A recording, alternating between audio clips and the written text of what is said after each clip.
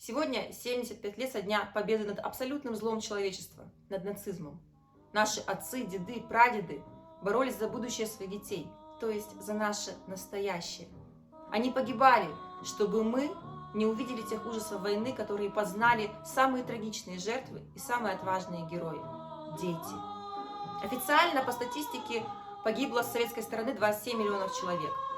К ним следует добавить 1 миллион 300 тысяч детских жизней, которые родились и умерли во время войны. Но эта статистика не учитывает детей, которые родились до войны. Всего нацистская Германия и союзники на оккупированной территории организовали около 40 тысяч концлагерей. Среди них обширная сеть детских лагерей, которая находилась в Прибалтике, Украине, Белоруссии. Наиболее печально известным является лагерь Саласпилс. Он находился в Латвии, недалеко от Риги. По словам очевидцев, ежегодно там погибало около 3000 детей. Хотя в ходе расследования в 1944-м были найдены останки не менее 7000.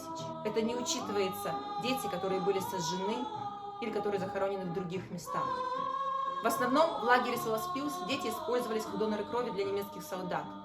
Если они переставали справляться с этой задачей, их просто травили мышьяком, добавляя его в еду или отправляли в газовые камеры. В основном в качестве доноров использовались дети славянского происхождения, потому что идеология расового превосходства не разрешала использовать кровь детей другого происхождения. Не менее известным лагерем смерти является Треблинка. Это место тесно связано с именем польского педагога Януша Корчака. Будучи доктором, он переквалифицировался в педагога, считая, что дети должны иметь счастливое детство.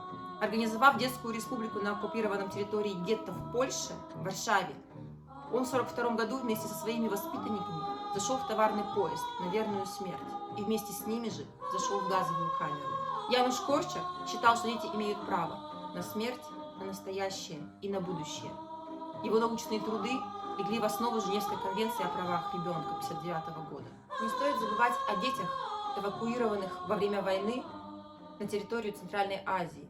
Их принимали и воспитывали как своих. Многие из них выросли в известных и талантливых людей.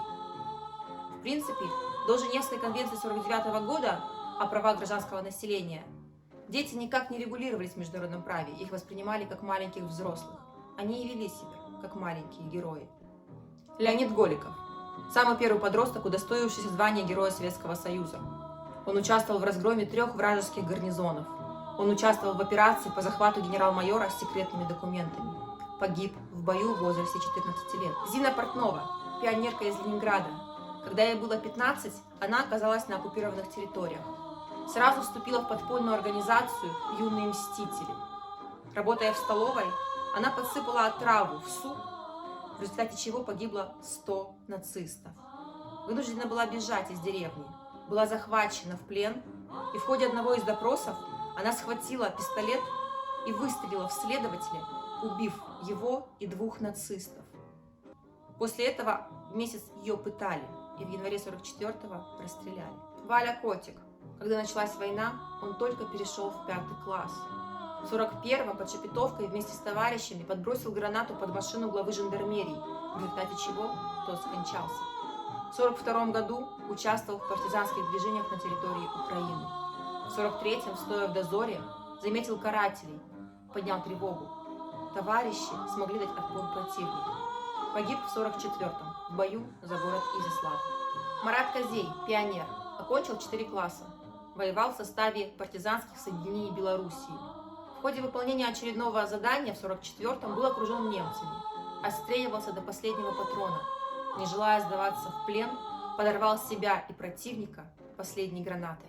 Каманин, самый молодой летчик времен Великой Отечественной.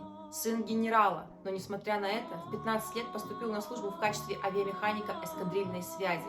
Дослужился до звания старшины. Налетал порядка 300 часов. Получил 3 ордена.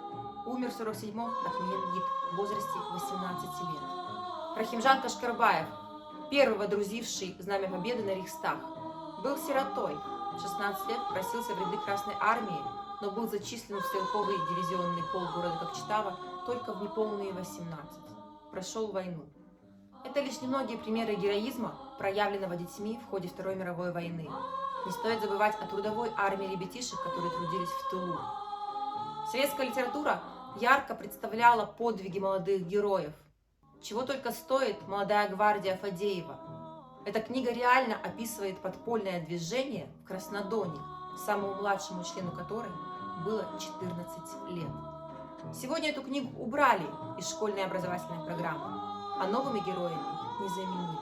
Может быть, зря. В моей семье 2 деда принимали участие во Второй мировой войне. Первый, Базарбай, погиб в возрасте 19 лет в начале войны. Второй, Ажибай, младший брат Базарбая, прошел всю войну, был 3 ранен, имеет 2 ордена Красной Звезды. Я думаю, что в каждой семье найдется такая история о геройстве наших дедов и прадедов. Сегодня, когда политические тренды намеренно искажают историю, провоцируя ненужные дискуссии, спекулируя на фактах, наша задача помнить. Помнить о великом подвиге наших дедов.